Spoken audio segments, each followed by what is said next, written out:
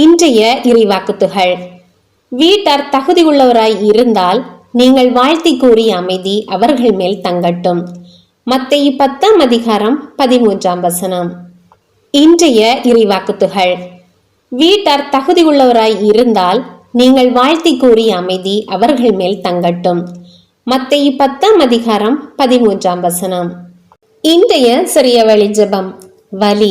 வலிகளை அகற்றும் இறைவா, இன்று உடல் உள்ள வலிகளை அகற்றிட வரம் தாரும். ஆமேன். இன்றைய சிறிய வழி ஜெபம். வலிகளை அகற்றும் இறைவா, இன்று உடல் உள்ள வலிகளை அகற்றிட வரம் தாரும். ஆமேன். இன்றைய துதி. தரையில் அமருமாறு மக்களுக்கு அவர் கட்டளையிட்டார் என்று அரவணைப்பின் கட்டளை கொடுத்த இயேசுவே, உம்மை துதிக்கிறேன். மத்தேயு 15:35. இன்றைய துதி. தரையில் அமருமாறு மக்களுக்கு அவர் கட்டளையிட்டார் என்று அரவணைப்பின் கட்டளை கொடுத்த இயேசுவே, உம்மை துதிக்கிறேன். மத்தேயு 15:35. ஜெபம். ஆண்டவரே, இயேசுவே, கார்மேகத்தில் வருபவரே, உம்மை துதிக்கிறேன். பாறைகளையெல்லாம் நீர் தடாகமாய் மாற்றுபவரே, உம்மை போற்றுகிறேன்.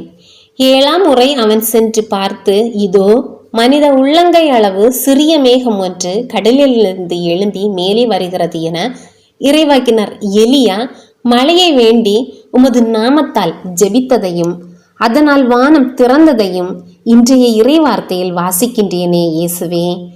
நானும் சோர்ந்து போகாமல் இடைவிடாது இறைவனிடம் மன்றாடவும் ஜெபத்தாலே வாழ்வில் ஜெயமுண்டு என்பதை மனதில் வைத்து தினமும் இறைவனை புகழ்ந்து துதிக்க அவரோடு உரையாட இறைவாஞ்சை தாரும்.